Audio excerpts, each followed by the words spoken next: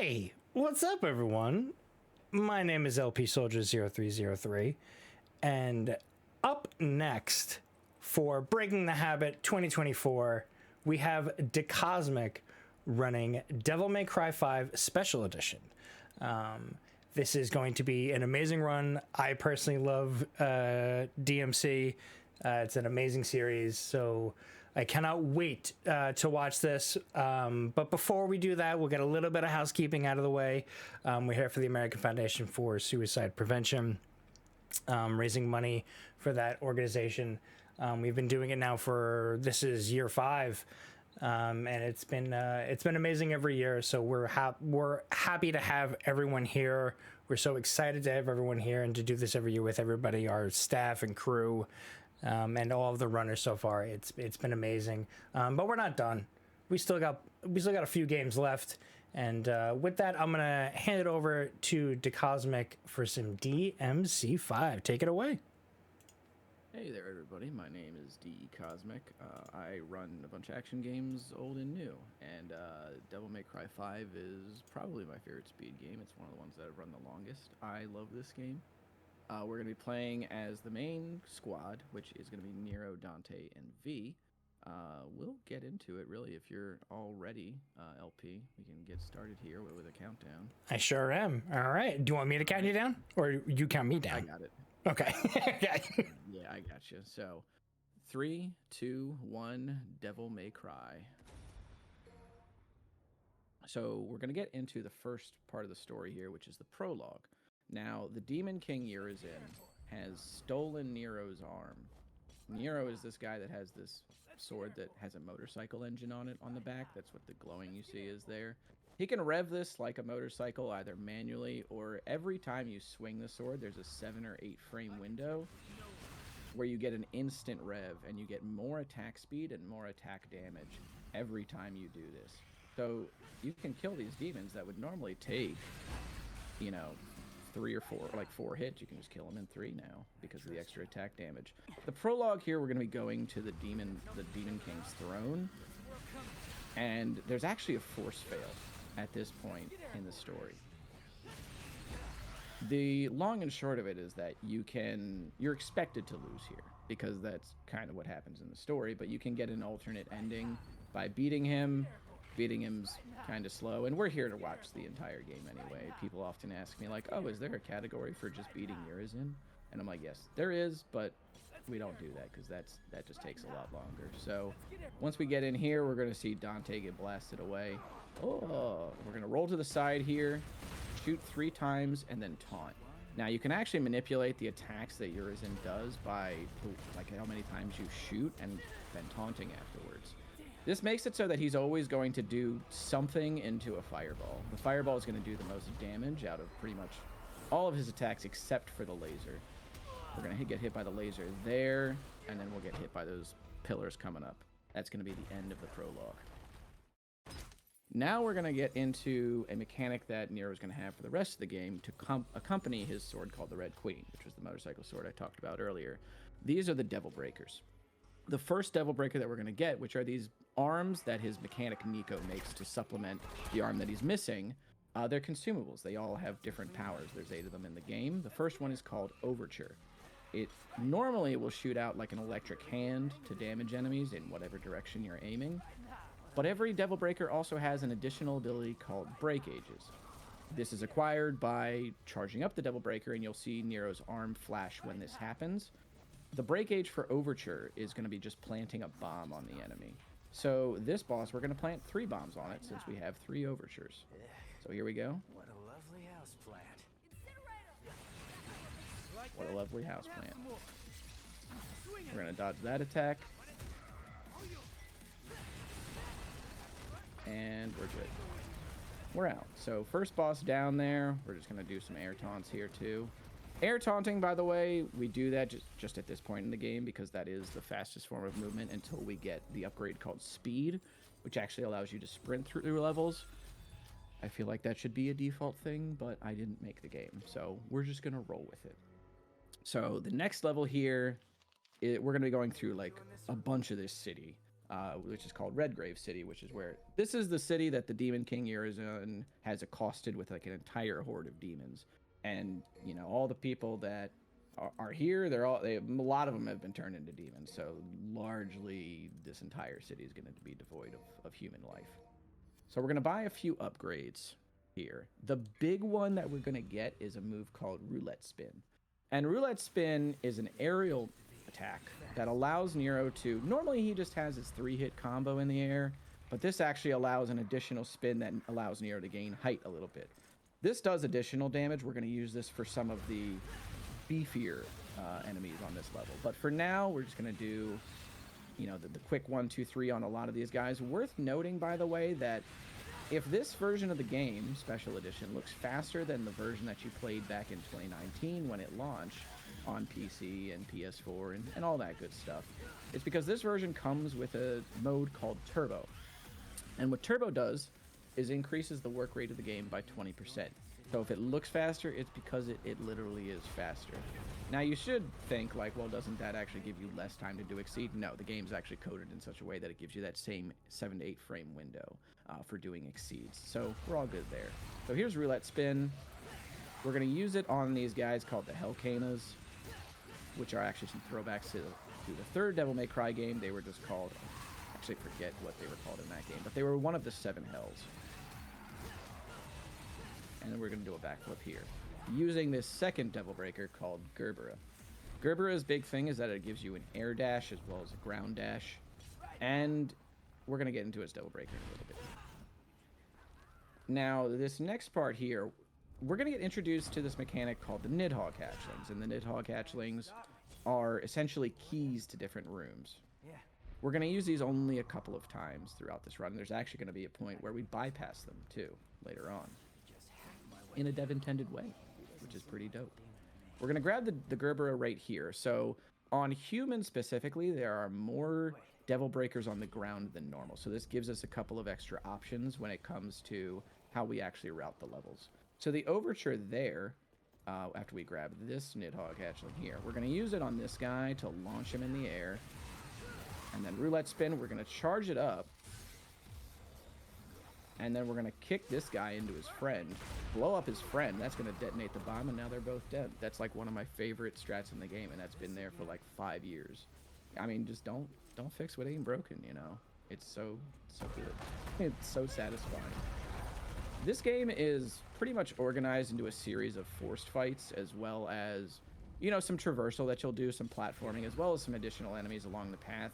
A lot of the way that we're going to tackle this game is by either circumventing force fights or just optimizing the combat in them. This room specifically, all the enemy spawns are timed, so those 3 guys there, we could have killed them at pretty much any speed, and these 2 would have just showed up at the same time. We're going to actually backflip into the door here so that we can just take a little bit less time to get to it. We're actually coming up on the first intended skip of the game, which is just a pit skip. So this part of the road here that I'm about to run over, you can actually just air taunt over it, or in this case, we're going to Gerbera over it. We're going to take the Nidhogg Hatchling here. And then we're just going to jump, air taunt, and then Gerbera twice, and we're over. There's normally, if you fall into that pit, there's a couple enemies that you have to fight, but the devs were like, no, yeah, the second time around, if you don't want to do that, then you can just jump right over that section of collapsing road, and you can just keep going. The first boss fight that we're going to get into here is called Goliath. Goliath was the first boss of the game that was shown. He was in a lot of the promotional material. He has 3 phases, and we're going to actually only get him done in 2. So once he starts leaping here, we actually want to leap as pretty much at the same time, because this will prevent Nero from getting locked into place in a falling animation. We're going to kind of leap right here. Okay, good. We were like right behind him, so he just completely missed with the swing. And now he's down. So normally he would have exited the church, but since we used the Gerbera breakage there, all of the lasers kind of just went through Goliath's body like a shotgun blast, and they then bounce around on the walls. It's a move called Pedal Ray. It's a bunch of lasers that just bounce around in enclosed areas, and the more they bounce, the more damage they do. So the fact that he just got, shotgun blasted, basically, he just goes down pretty quickly. We're going to actually grab another Devil Breaker here. There's three new ones in 3 levels in a row. This game kind of moves pretty fast in terms of the consumables that you acquire. This one's called Punchline. We'll talk about that in a second here. It's mostly important for the boss. We used to use it for a skip, but it's super inconsistent on this version. I was responsible for, getting that patched accidentally when I agreed to have the devs watch my run. So, my hubris unbecomes me, essentially. Good job, me. We can still down patch to get it on other versions of the game, but not on Special Edition. The new version, like I said, is super inconsistent now, so we won't be going for it. It saves maybe like 10 seconds due to turbo as well. Do you mind if I pop in really quick? Go for it, yeah. Okay. Absolutely. Sorry about that. We've got a $10 donation from Death Tropes. Thank you very much, Death Tropes. Death Tropes had an awesome Crow Country run last night. It was really, really cool to see that, and it's really cool to see DMC. Yeah, Death Tropes is a good dude, too. We're taking this fucking thing down. Alright, so now we're going to get into the second part of this level after we've gone over the water here. I'm going to go ahead and do this. Sometimes the game will not want to give you the sprint here, which is kind of annoying, but nothing doing. We're moving on. Gotta grab these things here. This is a section of the game that for a long time we just never had to do, because this is the part that usually got skipped by what we called university skip, because the skybox underneath this map looks like a university. It's actually not. I think it was like a town or something in London, but the speedrun scene lore is, it's just called university skip. We certainly weren't going to call it like London skip or like, undisclosed location skip. So we just stuck with university skip. Bingo. Now we're going to get into an enemy called the Sin Scissors. They're an enemy from DMC 1 that notoriously could be one-shot. And you could do this by deflecting their scissor back at them and then shooting them. In this, you can actually just do it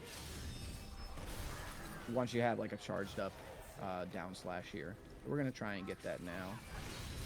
Okay, never mind. We just had to shoot. It's fine. Once you just attack their scissor while they're attacking you, they just go into a one-shot state, and then you can just hit them with a gun. Without strength, you can't protect anything. I know that. We're going to get into the boss Artemis here now. This is where we're going to actually use Punchline. I have to pay attention here real quick to see what kind of pattern I got, because this is going to determine the setup that we do. Oh, okay. Good. Alright. So she's pretty much good now. So the way that Artemis works is that at the start of the fight, we want her to turn 90 degrees or less. Because when she turns 90 degrees or less, excuse me, she will always get up in this way, and we can knock her back into the ground with Punchline. So she's done.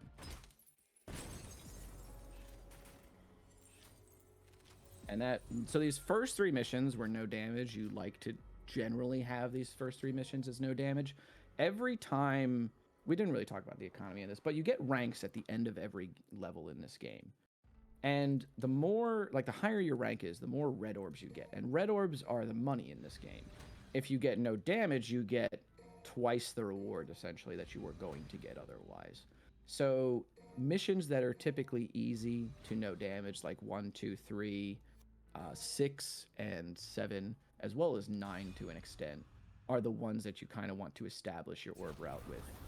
That's going to pretty much determine how we're going to buy later in the game.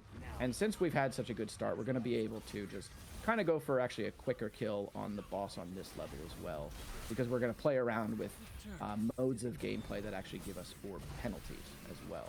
But it's going to be nothing doing since we've already had such a good start. This right here is V. V is the summoner of this game, if my cat would please. Okay, typical cat. Anyway, so V actually has 2 summons. Well, 3, but we're only seeing 2 right now, so we're gonna stick with what we're seeing. He's got a bird and a cat, Griffin and Shadow. They're bosses from DMC 1, and they're demons, and you use them to kill other demons. Now, the game explains this, like the reason that V actually has to finish enemies with his cane. By the way, we're gonna clip through this fence here by swinging V's legs into the cutscene box, so we can just kind of skip that whole fight. There's a cutscene trigger like right outside of that fence, and apparently like V's big toe basically just hits the trigger, and he can just keep going.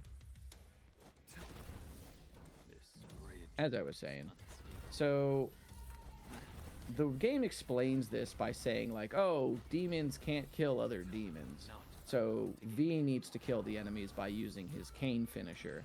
That's, you know, when we saw him stabbing the enemies with the cane earlier. That's one of the finishers that he have. They're unique to pretty much every enemy type. The actual reason that is expanded upon in the Visions of V manga for this is that Griffin and Shadow are just V's memories or V's nightmares, essentially. So because they don't have corporeal form, they can't, you know, or I should say, they're not completely grounded in reality. They can't kill anything. So that's why V has to do it, which I think is a cooler explanation than just, well, demons can't kill other demons, which is just demonstrably untrue because of the fact that, like Mundus, the Demon King from DMC1, kills some of his demons in that game by punishing them in various ways. The big thing with V that you really want to keep track of is like when you're actually finishing off one enemy, you want to make sure that you camera switch to another enemy, and then while you're finishing the first enemy, your pets will actually go to attack the second.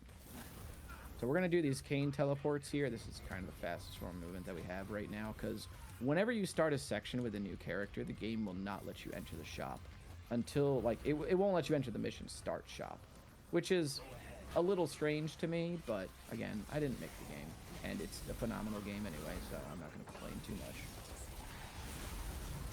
We're going to grab these guys. We're doing pretty well on the no damage here, so we're going to try and just go for the consistent boss cycle. Got this guy going. I should note that these pets here, you see them turning purple.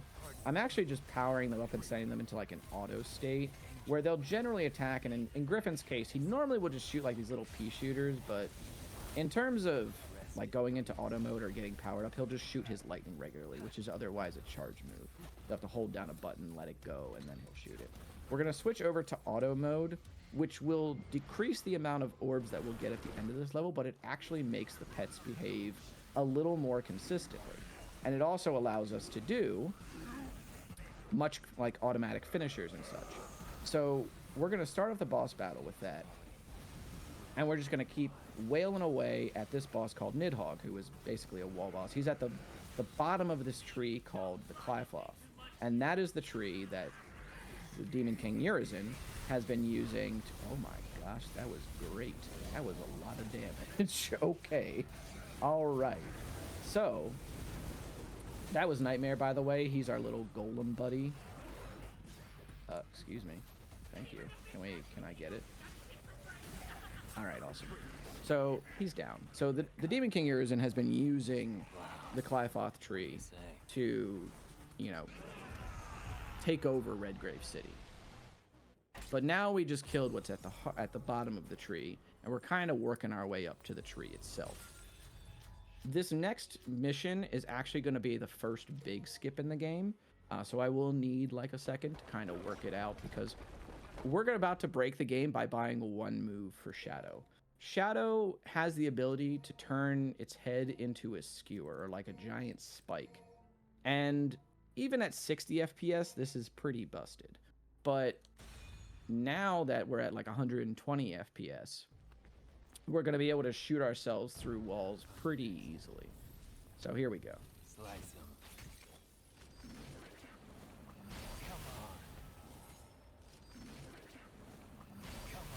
There we go. All right, so now we're out of bounds. And we're going to head down to the boss fight. We're going to try and skip another fight here before it. 1 second. I don't think that worked actually. I think I teleported too early. Yes, okay. So we're just gonna checkpoint here. It's gonna bring us back to the end of the level. We're not gonna receive any penalties for this, just because the checkpoint, if it's at the beginning of the level, still will not count as a checkpoint. It'll count as like a retry mission. There we go. All right. Don't do that to me again, Shadow. You nearly knocked me off the ledge, buddy. Also, hey, say hello to the kitty scooter. Kitty scooter is eternal.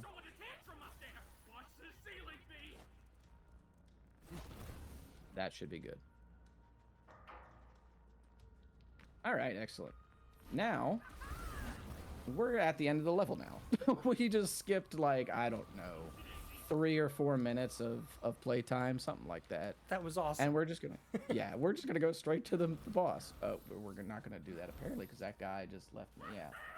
This glitch was found by a guy named Akion who does a lot of glitch hunting for like God of War and such.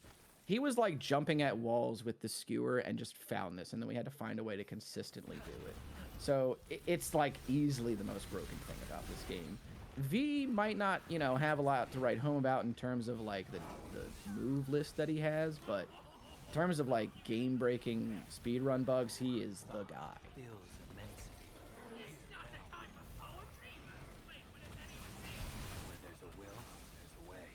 So now this is Garyon.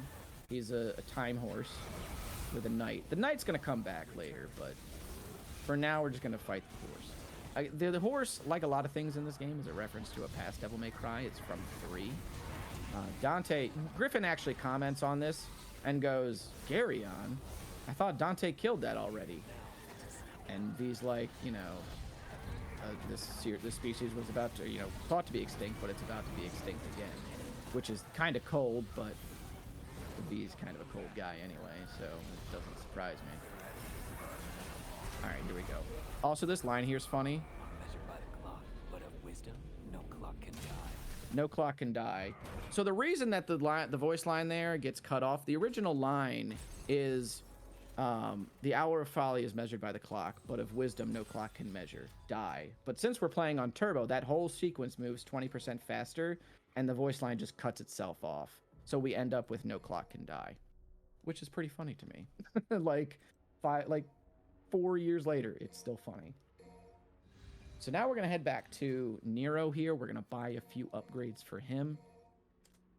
We're going to buy a bunch of Devil Breakers. And we're going to set up a bunch of magazines. Nero, you can organize his Devil Breakers into these things called magazines, where you'll cycle through them as you consume them, essentially. So we're going to be setting these up for the rest of the game. This is the only magazines we're going to need for the rest of the game. This first magazine is going to be used for this boss Gilgamesh, which is basically we're playing Shadow of the Colossus, but in Devil May Cry. So give me 1 second here. I got to do the setup here, right? All right, good.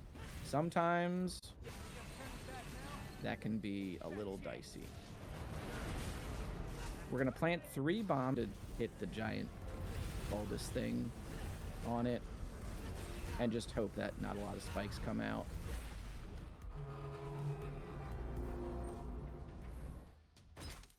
Here we go. LP, are you ready for the game to break again? Yeah, I am, and also the stream broke for like a second too, but now... Oh, okay. It was like right when the game was breaking, the stream broke, but we're good. Fitting, I suppose. All right, we're back. We're so back. We're gonna get V again here. So there are a couple of missions in this game where you can choose between different characters. Now, the way that it actually used to go was we would pick Nero on both of them in the human difficulty. And then the V-skips got found. And it's particularly on this level. So V took over on mission 7. Nero was still picked on mission 13. But recently V has taken over that mission as well. So we're going to go ahead and just go out of bounds again. All right, if the cat wants to cooperate.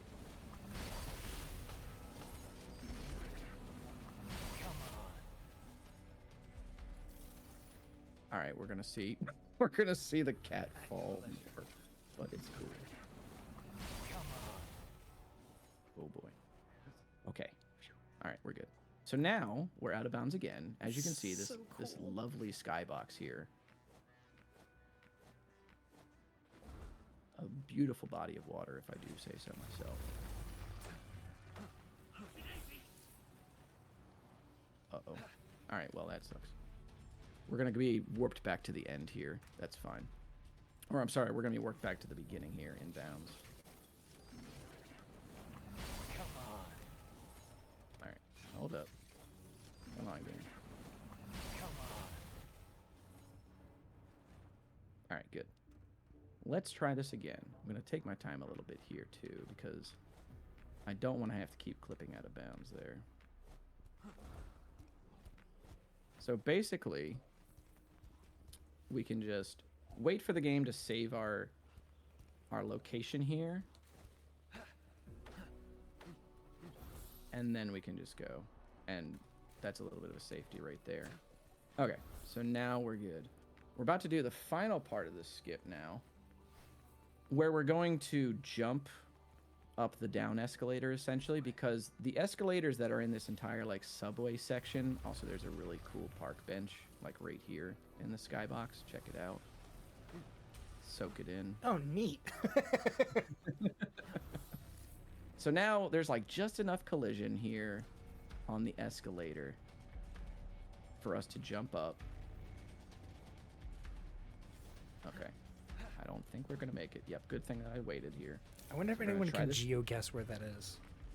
I'm sure that there's somebody that can. There's some people that just look at, like, patches of dirt and they're like, oh yeah, no, this is like Indonesia. I don't know And it's how like, they do that.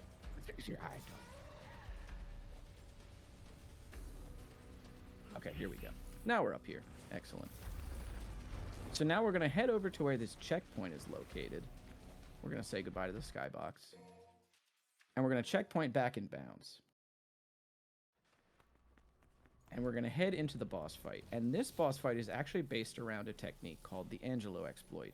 So the two types of Angelos, or soldiers, that you'll see here, there's the Scudos and the Protos. The Proto is the one that we're concerned with. He's this guy with a giant glowing purple sword.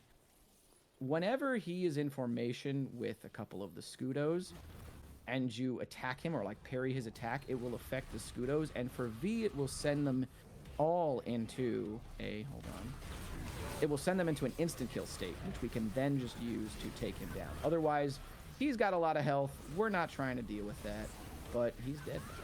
So now we can just take out the rest of his cronies. And they're dead.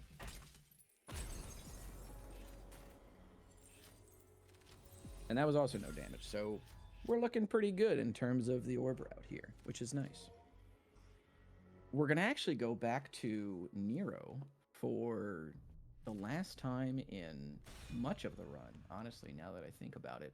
I don't think we see this guy again until mission 15, now with the way that the route works.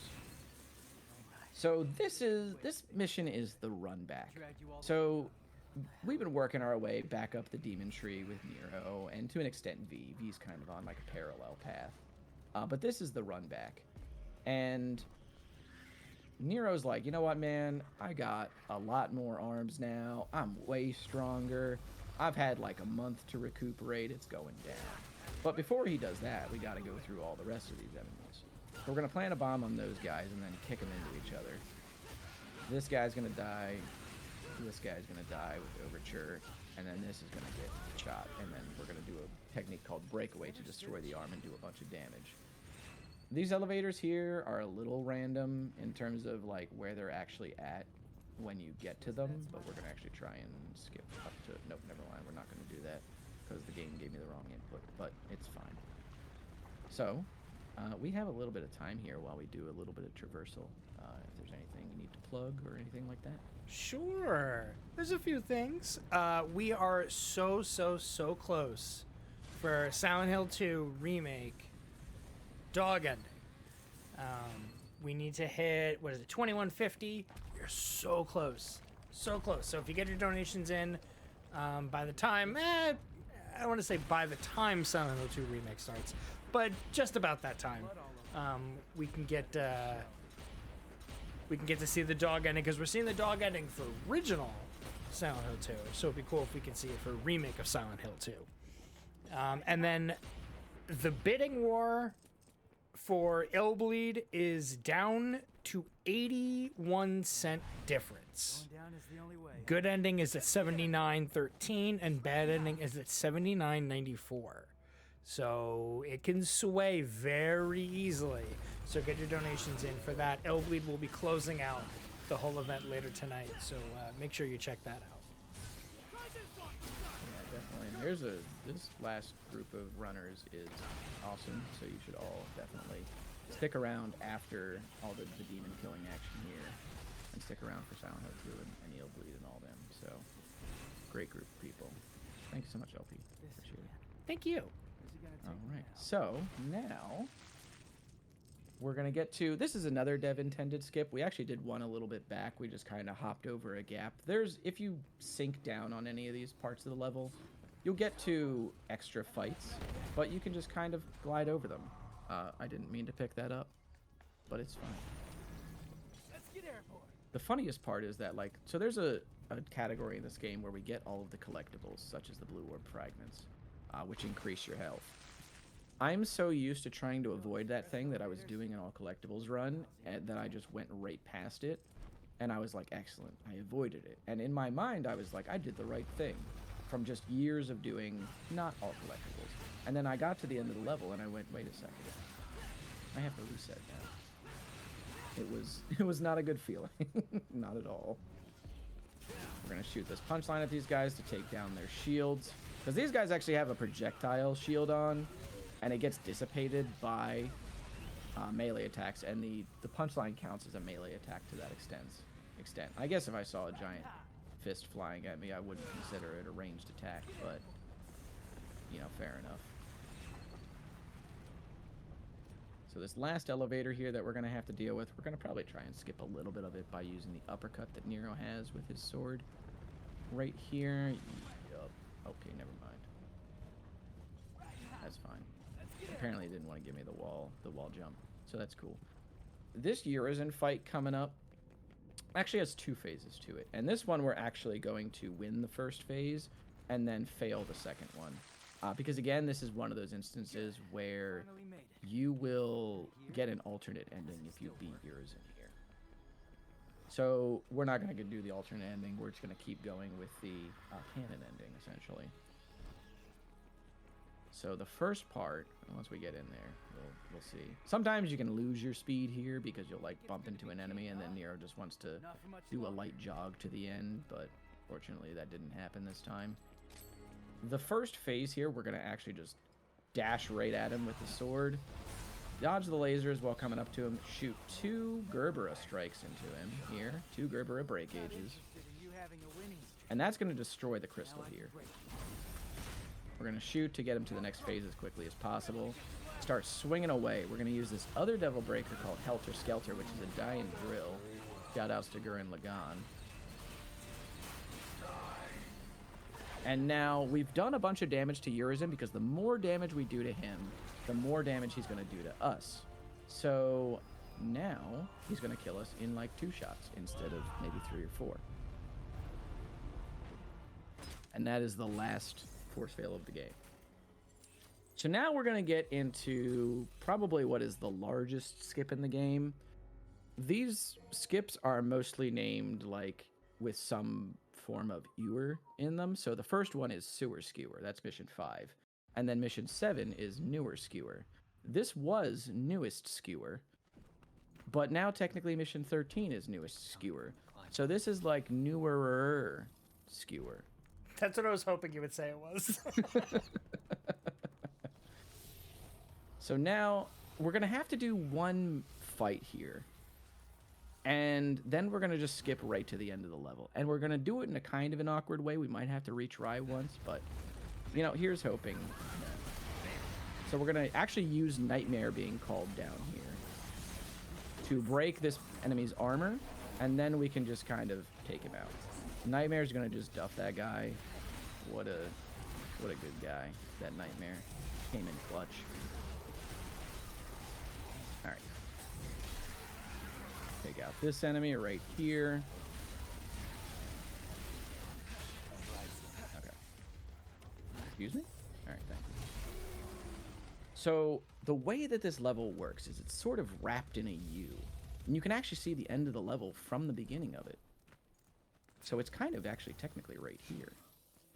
What does this mean for the speed run? You'll see here in a moment. Slice him. Right, hold on, Shadow. Come on.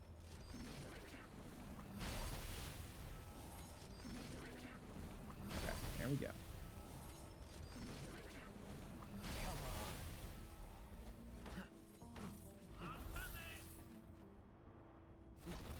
That's not what I wanted at all. Not at all. All right. So there's actually supposed to be geometry that pops up there, but it did not. So I assume that I have to walk a little bit further. I thought I walked pretty far along that skewer because the idea is that we're going to walk pretty far along the skewer and then just teleport into one of the walls for the end of the level.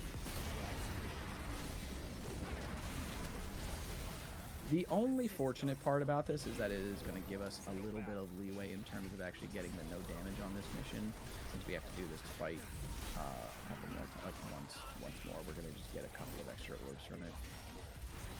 Sometimes, like, there's been no reset runs that I had where I've had to try this like once more, you know, like the second time, and my orb economy has been actually a little better for it. Obviously, there's a lot of time lost, but it's fine.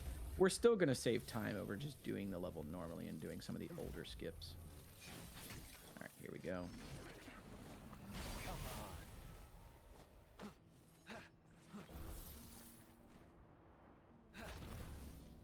Let's hope that that worked. I don't remember really, no. Oh yeah, here we go. Awesome. So now we're at the end of the level here. We're going to activate the cutscene in order to activate the fight. And then we're just going to fight these guys called the Nobodies. And the Nobodies are an enemy from, you guessed it, a past Devil May Cry. These are from DMC1. They're kind of fearsome in that game. In this one, they're just really tanky. But we're going to use the Skewer because that is actually... this is the great thing about Skewer is that even if the V-skips were never found, we would still probably be using this move because it just does so much damage. It's probably like his most damaging ability, period. And when you power it up, oh my gosh, he summoned an additional one.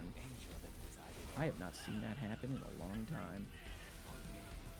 Do we have time for a donation? Go for it. Absolutely. Okay. We have from Video Game Trading Post a $1,000 donation. Let's go. Which is amazing. That says it's from everyone from the VGTP team. That says, thank you everyone who has come out this weekend in support of this wonderful cause. Because of you, we were able to raise $1,000. We love you all and thank you everyone who put in so much hard work to make this happen. Everyone at VGTP, the whole weekend, 10% of all their sales was going to get donated. So everyone who came by the shop and picked some stuff up, you helped contribute to this. So thank you so much, and thank you to everyone at Video Game Trading Post in Pensacola.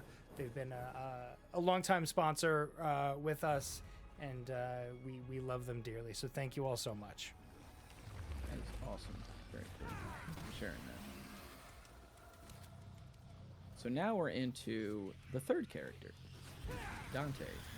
You know, the main character of the series. We're finally playing him 10 missions in.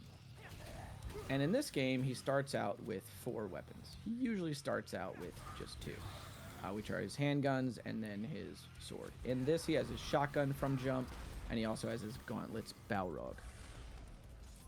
Now, Balrog has a mechanic on it called Ignition. And essentially, you can get Ignition one of 2 ways.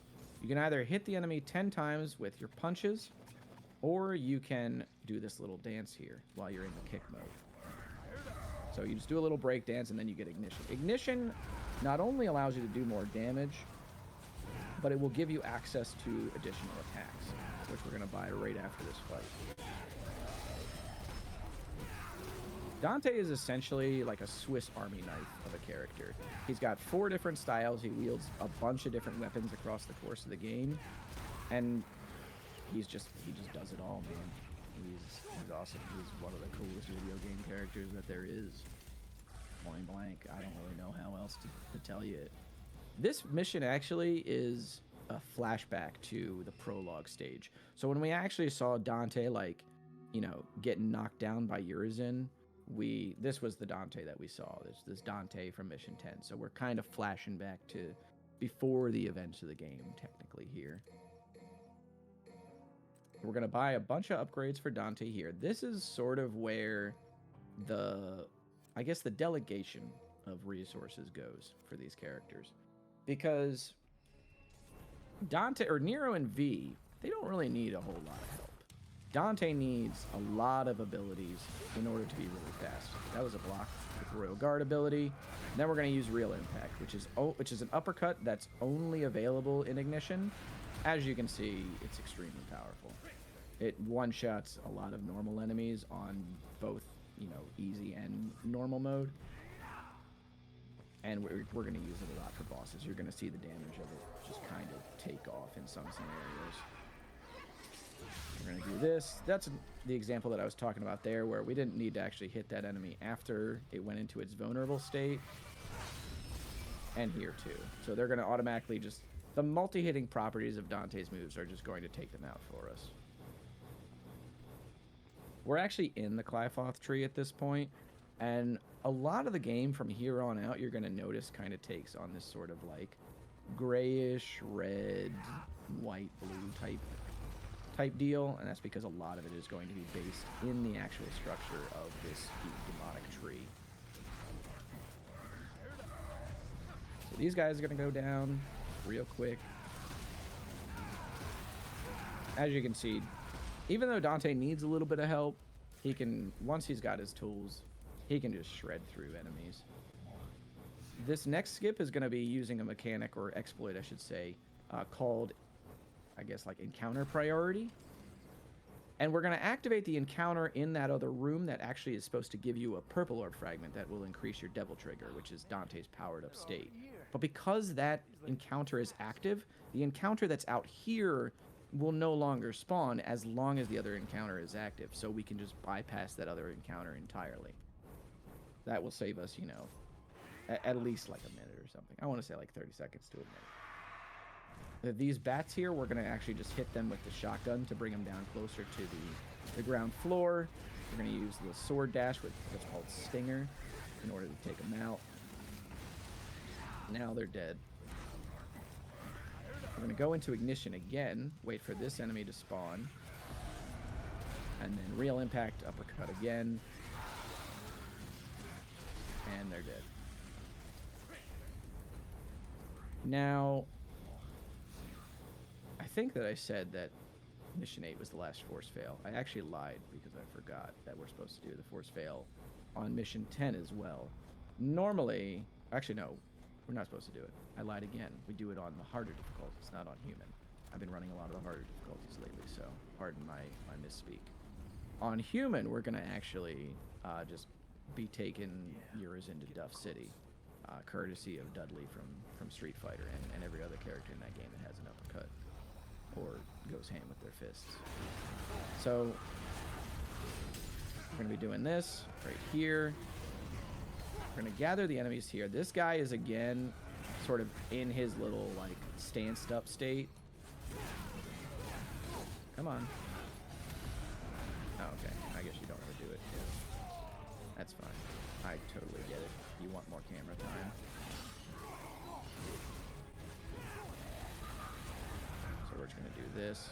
Oh, okay. He just backed up. I hate some of the natural sort of... Oh, okay. That works. I learned something new today. We're going to take these guys out with some, you know, good old fist action here. Old punches. And then there's actually going to be a Devil Trigger orb cache right up here that we're going to use for the Urizen fight. So what we're going to be doing is looping Real Impact to destroy Urizen's crystal, which is like his protective barrier, essentially. And then we're just going to be using the slam with the sword in order to get more off in a row. Because otherwise we would have to recover in the air. But we got to a decent amount of them in. And that should be it. There we are. That was the introductory level to Dante. It's a decent one, too. We kind of flubbed the Angelos, but we move. So now we get into more of the... I guess we start to build out Dante's arsenal a little. And that's going to be starting with the boss at the end of this level. We're going to also acquire the sword called the Devil's Sword Sparta, because now we're going to flash back to the present day. At the end of mission 9, V actually woke Dante up from a deep sleep that apparently lasted a month. I would also like to get like a month's worth of a nap in, but you know, such is life. You're telling me. So now we're going to flash back to here, and Dante's got his father's sword. The rebellion has been destroyed by Urizen. It got destroyed in the prologue, which is Dante's, you know, other sword. So hopefully we can get this. They already spawned in, I'm sure. There we are. We're gonna take these guys out. We want these chaos to, like, we want to prevent them from balling up. That was the enemy that we had to like guard earlier because it was just sort of spinning at us. The riot there, that little lizard, is just, he's not a big deal. I'm not a fan of ruins. Like my city. So in this part of the mission, we have to destroy more of these blood clots in order to progress. There's just like a little bit of walking around here, and then we're going to get into an enemy called the Deca. There is a neat little jump here that we're going to do as well, though. We're going to do this, and then we're just going to kind of hop off this pillar and go right on up. This Judeca right here, it has the ability to just kind of teleport away. So we're just going to kind of, yeah, gonna use the stinger here to just sort of keep it on the ground and keep it sort of recoiling everywhere. And we're just going to spam Devil Trigger Stinger there. Because Dante's Stinger, normally it's just a regular dash. But if you're in Devil Trigger, it turns into like a vacuum, essentially, that does tons of damage to enemies. We're going to break this guy's shield with our fists. Uppercut him. And then take this guy out. We're going to get the shotgun back out again. While this guy's spawning in, we'll just ready up another real impact. Come on up. Bring him down. Come on. Thank you. And now we'll do the same thing to these guys.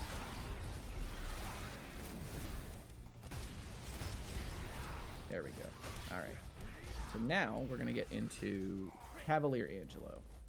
Cavalier Angelo is actually one of the more aggressive bosses in this game, typically speaking. So we're going to be able to make use of Dante's ability called Royal Guard, optimally anyway. Royal Guard allows us to stack up energy that we've received from blocking enemy attacks and then throw it back at them. This is going to result in some extra damage that we'll use, hopefully, for a quick kill.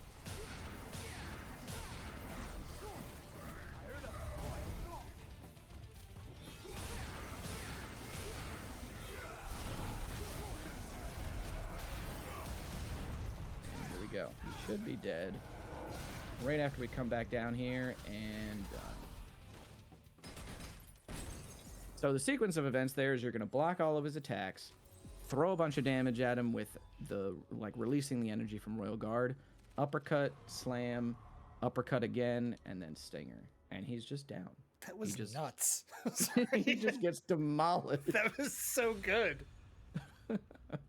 I practiced that specifically because I've been flubbing it in a lot of no resets in the last couple of months. I was like, I'm not doing this anymore. The buck stops here. We're going to show people how cool this strat is. It was very cool. So now we have Cavalier, but as a bike. He turns into...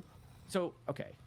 If you need a reason to play this game, one character has a sword that acts like a motorcycle, and the other character has a motorcycle that he uses like a sword. Personally, I feel like that's all you need to be sold on this game, but if there's other reasons that you need, just let me know, everybody. And I got him in spades. I said there's a lot of reasons to love this game. Yes. A lot. And that was very Yakuza-esque of using the bike.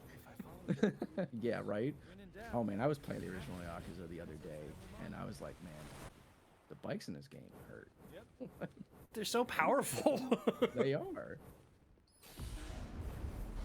This is another dev-intended skip. So when I think somebody was translating, I think, a guidebook for this game that was in Japanese, and some of the bonuses you can actually get to your red orb count for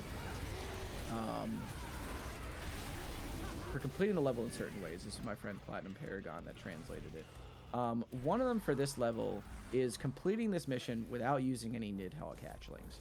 This is what I was talking about earlier, where I said we'd be skipping a bunch of them. So normally in this level, you would be going around through all of these tunnels and fighting enemies, getting introduced to new types of enemies, and you would just be using the Nidhogg hatchlings to do it. But you can actually, by standing on these gargoyles, using certain, traversal methods that are available to Dante, you can just skip through like 70% of it. And the devs were just like, yeah, no, that's a legitimate way to play this level. There's tons of ways to do this. We just use the simplest way, which is by just going into Devil Trigger, using a couple of air dashes and a couple of teleports to gain height to go up. And we're going to get into the last fight against Urizen that's in this form, where he's got all the wires and tentacles around him and everything. This part is a little bit inconsistent. We're just going to hope that he does a certain attack.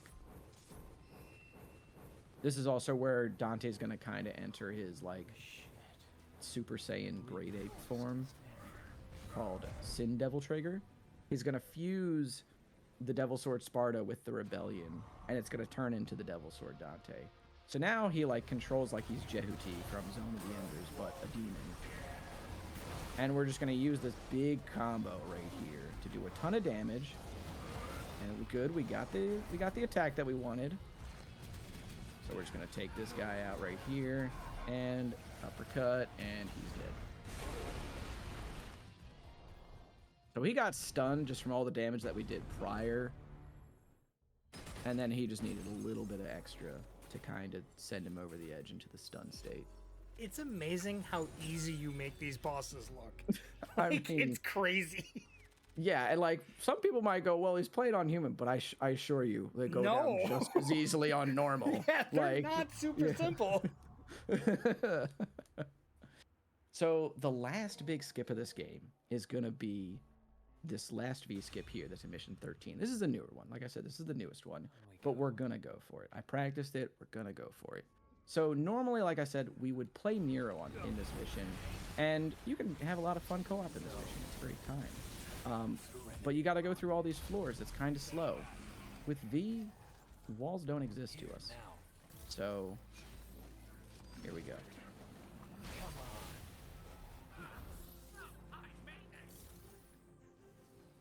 All right.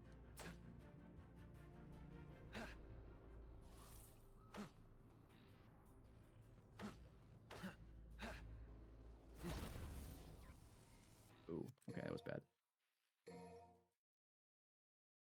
I think what happened there was I switched targets as I was teleporting, so it didn't land me on the ledge that I needed to.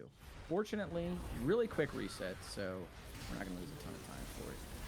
Ideally, this skip saves about 50 seconds, but it's the principle of the matter. We're going to show it.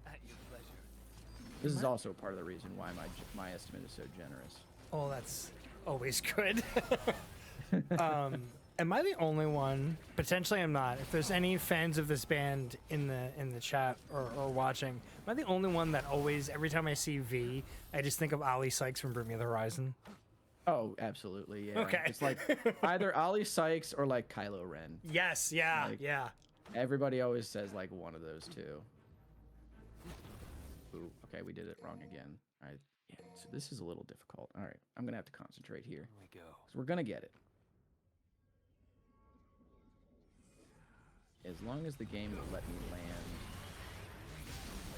on the right piece of geometry, we can do it. All right, here we go. Come back. Die. Come on.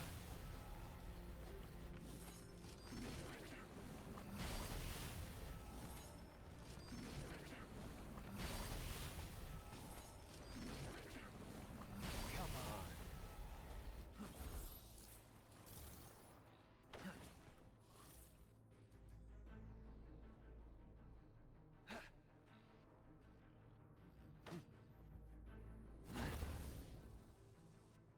Why did he do that there?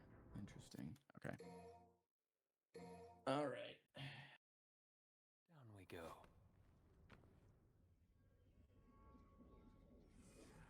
Here we go. Do it again. Fortunately, I've been getting the clip out like pretty consistently. Otherwise, I'd be a little worried. But the game just doesn't want to cooperate today. Settle back. I say today, but it was cooperating earlier. But you know, that's how practice goes. Come on. Come on. Come on. Come on.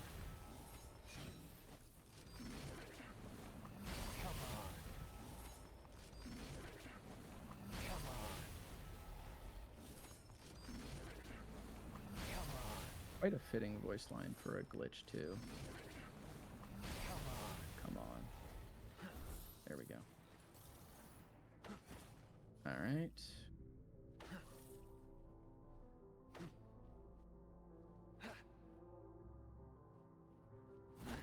All right. We're in there. Okay. So the first part of everything is done. So now... GG's. There we go. All right, awesome. So basically what we had to do there was we flew underneath the map and then teleported to a certain enemy spawner, which then holds the cutscene trigger to end the level. And that is how you skip that level with V. Ideally, you do it a little faster, but we move. A little longer. So this is going to be the last level with V. And this is actually a boss rush. I've heard debates that this should have probably been the first mission with V, because this level actually can teach you a lot about the character. It can tutorialize him pretty well. For this mission, V is actually stripped of all of his powers, essentially. So you have to acquire your summons one by one by fighting enemies, or fighting bosses that you fought earlier in the game. Weaker versions of them, but, you know, the bosses nonetheless. And they had an intended order for this, which was getting the bird first, then getting the cat back, and then getting Nightmare back. Here we're actually going to get the cat back first, Shadow, and you're going to see why, because it's going to do a ton of damage to, well, not when she's flying around like this, but once she settles down. Once we power up the skewer, it just does a lot of damage. So here we go again. And we're going to do it again here. And then V's going to finish her off. So 3 skewers and Artemis goes down. Again, these are weakened versions of the enemies. They're like apparitions. So it's not like if we put V in these fights as we saw them in the earlier missions, it's not like he would have decimated them. He's got to fight just the ghost versions. The next one we're going to fight is Goliath, so we're going to grab Griffin now, the bird. We're going to reset his position by doing a double jump here and just go right back into the skewers. These also do a bunch of damage to Goliath. Again, definitely his most damage. And he's down now too. Unfortunately, it's slow, but there's like, if you choose Nightmare for this fight, there's like a Rock'em Sock'em Robots sort of combat sequence. But it takes a bunch of time, so we don't do it. Do we have time now for we're a gonna- quick donation? Go for it. Okay. Absolutely. Yeah. We've got $35 from Smash Villain that says, Hey. excellent cause and excellent cuts. Much love, brother. Much love, Smash. Thank you so much for the Thank you, donation. Smash. Smash Villain is one of my, I think, my longest supporter technically. He is an awesome dude.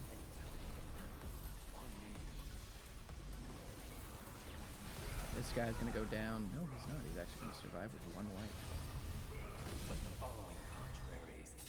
These are true.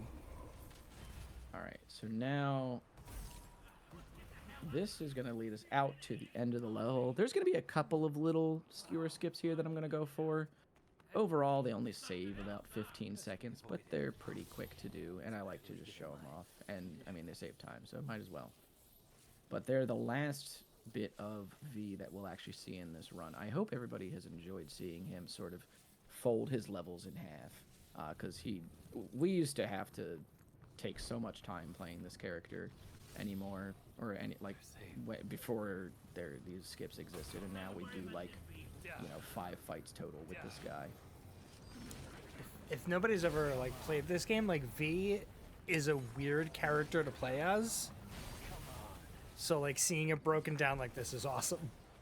Yeah, he was definitely, I think, one of the points of the game where I was like, man, this is dope, because he's so unique to Devil May Cry. We haven't seen a character like him in an action game since like Chaos Legion, right? He's effectively a character that has all of his weapons active at once, and I thought that was really cool that they kind of took a risk to add a character like this into the game. And I think that in future iterations they could maybe give a character like this a little more to work with, but for a first time outing, they did pretty darn well.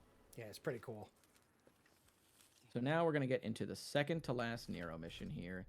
This mission actually has a bunch of branching pathways, but we're going to be taking, obviously, the fastest one, which was kind of toyed with for a little while, but we're going to go, essentially, we're just going to take the left path the entire time. So the first part here is going to be just these spike rooms right here.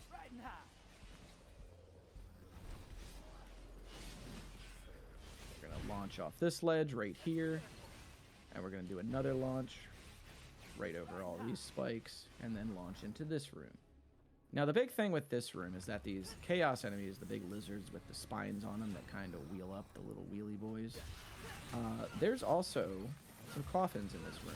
We want to avoid grabbing those. Shouldn't be too much of a problem, but if the coffins get hit, then more enemies spawn in, and we do not want that. We also have this Buster Arm right here, which, if you played Devil May Cry 4, you know that Nero had a demonic arm that could grab people. Obviously, we have like the little wire that he's been using to pull enemies to himself during this run, but we don't have his grabs, not until we get the Buster Arm here. This version of the Buster Arm is actually much more powerful than the version that you get in New Game Plus, spoilers, which is called the Devil Bringer. So we're going to use this on a couple of enemies in this mission. Actually, more than a couple, I should say. Because this is where you see the director Hideaki Itsuno's love of professional wrestling kind of come into play. Because a lot of the moves that Nero does with the Buster Arm are based on like professional wrestling moves. So we're going to take out this guy and then do this grab right here. Where he's just going to like spin him around, and then we're just going to dunk these guys. See you later, Chief. And we're going to just do that 3 more times. Ooh, excuse me. I think he's dropping some tombstones there. That's what it looks like. Yeah, it seems like a tombstone. Like, yeah. And he's just like, ooh, okay.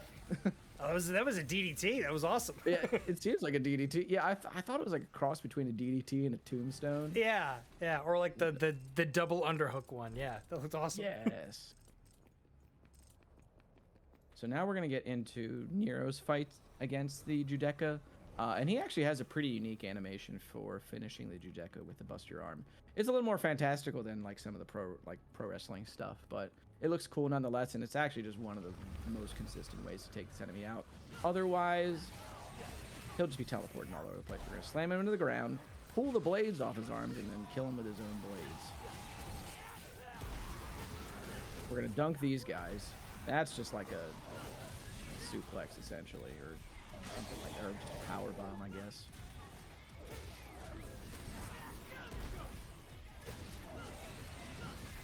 These guys did. Alright, there we go. So now we're going to go ahead and break the Buster Arm, because we want these 3 overtures for the next boss, Malphas. She's apparently a descendant of Mundus, the final boss from the first Devil May Cry, but you'd have to look into the lore to really see Nico, the mechanic, mention that. The first part of this fight, we're actually going to take an intentional hit, just as a marathon safety strat. Because if you see this cutscene play and you have overtures planted on Malphas, they'll disappear. So we don't want our damage to disappear at all, because that would be not great and quite unfun. So we're just going to plant all 3 on her and then blow her up. And then we're just going to do this right here. Apparently she did not get enough damage dealt to her. So we're just going to do this right here. He's going to just teleport around. We're just going to kind of swing at the air, just hoping for some parries. But unfortunately, she does not want to give us what we're looking for. This is kind of how this boss fight goes. I thought we had enough. Yeah, we were one hit away from the stun. Good to know. Okay. Looks like she still had a little bit of fight left in her. So we're just going to keep doing these roulette spins here. And then by the time she gets up, we should have had her dead, but you know. Alright, so we at least avoided that. Not the cleanest fight, but you get the picture. We're going to move into Dante's, Dante's last section of this game. We're kind of approaching the end game at this point. This point in the story, the other characters kind of like want to team up to go after Urizen, and Dante just sort of ditches them. And he's like, no, you know, no hard feelings, but I'm going to do my own thing. And by his own thing, he means he's going to drop a bunch of meteors on every enemy with a money gun. So the hat that we got earlier, the Faust hat, this actually is part of the economy in this game. You can see we have about 87,000 red orbs right now, up in the upper right corner of the screen there. We're going to just launch these red orbs at the enemies by using the style gunslinger, and we're going to be using the level 4 move for Faust hat from Gunslinger, which is called Red Hot Night. And this just means that we spend like $6,000 to launch meteors onto these enemies, and they just get one shot. Now this isn't effective against every enemy in the game that we're going to counter for the rest of the time. Like, we're going to use the bike still on these guys, but you want to have a lot of money to spend on Dante for this hat right here. Excuse me, game. Alright, well, that's fine. This guy was supposed to have spawned at the time. However, there we go. Alright. So now, there's an enemy called the Fury, which is like a teleporting assassin that we should have fought back on Mission 12. But we ended up skipping him. He's going to appear like here for all of maybe 2 seconds. Since that enemy did not die, I'm just going to start charging Red Hot Night right now because this guy's about to... Yeah, there we go. And he's dead. Alright, excellent. So that was that, you know, terrifying assassin enemy that we were supposed to have fought earlier. And he just goes down. Like, just like that. To a hat. All the demons in hell just talking to each other like, yeah, what was your cause of death? A hat. Oh. Well, shoot, dude. We're going to wait for the other enemies to spawn here. Alright, we're going to launch meteors there. And then we're going to do one last little round of Red Hot Night here before we get into Cerberus fight. We have like a minute for some stuff. Sure. Smash says it is a really cool hat. I agree. It is a really cool hat. It is quite cool. But so the donation we got earlier from VGTP and the subsequent ones after that have also put us at our milestone for Silent Hill 2 remake to have the dog ending. So we're going to be getting back-to-back dog endings after we finish up with DMC5 here. Just really quick, we're here benefiting the American Foundation for Suicide Prevention. You can check them out at afsp.org to see if there's any chapters and stuff in your area that you can check out. And if you want to help out outside of here, they're always looking for people to join up with them for, you know, walkathons and stuff like that. So you can always check them out there. And also, yeah, VGTP. If you're ever in Pensacola, in the Pensacola area in Florida, check them out. They got plenty of retro games, new releases, TCGs. Like if you play One Piece, great card game. Lorcana, great card game. You can check them out there. And they're a terrific staff, so be sure to check them out.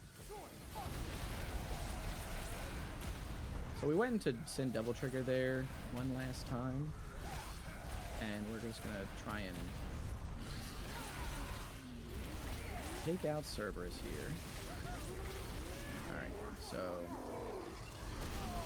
that's fine. We're just gonna hit him with the shotgun, and he's gonna go down. Nothing doing. This next boss is really that was the last like normal level. That's the last normal encounters that we're gonna see. From here on out, it's a boss rush, essentially. This is what I like to call Urizen Wireless, not to be confused with Verizon Wireless. It's because he doesn't have any of his tentacles on him anymore. And he just goes into like kickboxing / Muay Thai techniques. We're going to use the uppercuts here to sort of force him into another phase. And we're just going to do 2 more uppercuts here. This will bring him to another phase again. Once he sort of teleports right over here, yep. And we're just going to use the bike, and he's down.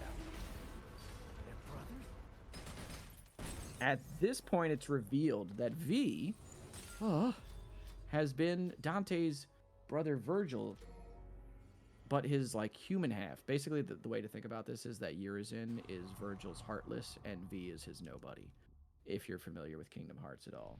But V is the humanity in Virgil, and Urizen is all of the demonic side of him. So they're fused back together into Virgil now, and Dante figures out that Virgil is the one that's been behind all of this stuff that's been happening in Redgrave. And now all of V's pets are going to be after us. Oh my goodness. So now we're just going to throw, you know, more money at the situation and hope it works out. Because we're just going to use, well, these next 2 fights here, we're just going to kind of throw more Red Hot Knights at them. This level is actually pretty easy to lose time on because a lot of it comes from positioning. Like, I'm going to position myself right near this white orb here, which will replenish Devil Trigger. And we're going to use that Devil Trigger to kind of go in. We're going to use that for the Red Hot Knight on the next mission, or the meteors on the next fight here. Running away. So here we go. We're going to head on up. This time we're going to fight the bird and the cat at the same time. And then we're going to actually have to fight Nightmare. Now, Nightmare is a little bit different. Not only do we have to get him down to, like, we're going to have to deplete his health bar as opposed to these fights where we're just taking them down to a certain threshold. We have to take Nightmare down to a certain threshold very quickly. Otherwise, he's going to teleport away and cause a bunch of time loss. And we don't want that. So we're going to try and one phase him, essentially. Alright, here we go. We're going to use the bike.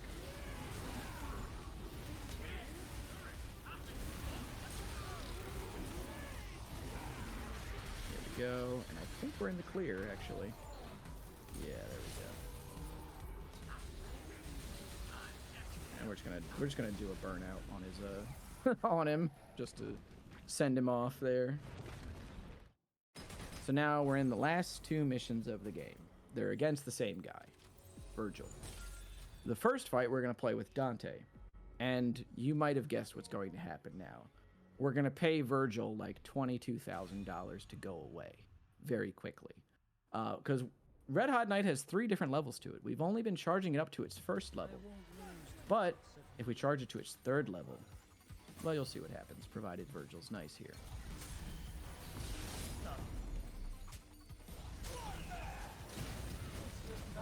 Yeah, there we go. He's dead now. He's gone. He's defeated. And now the last mission, where Nero sees, you know, Virgil, who's his father, and Dante, who's his uncle, fighting, and he's like, no, I can't let you both do that. And then he gains his Devil Trigger and his wings. And now it's time to finish out the game. Alright, here we go.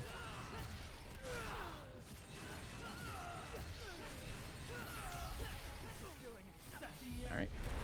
Let's go here.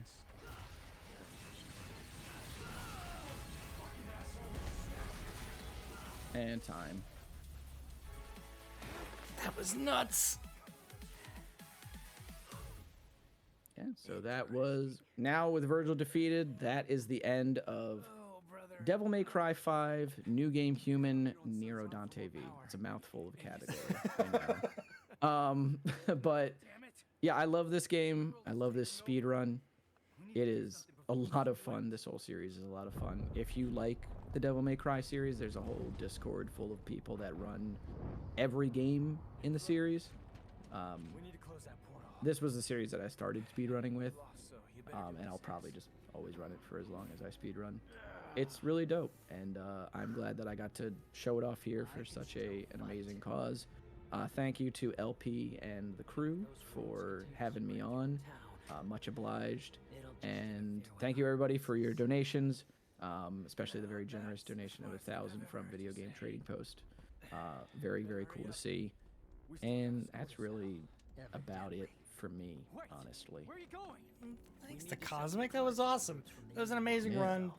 I love me some Devil May Cry. So it's always cool to see that. Everybody, we are not done. We've still got 3 more runs left. We've got, coming up right after this, we've got Silent Hill 2 Enhanced Edition. So it's the original version of Silent Hill 2. And then right after that, we've got Silent Hill 2 Remake, and then Ill Bleed closing out the rest of the show.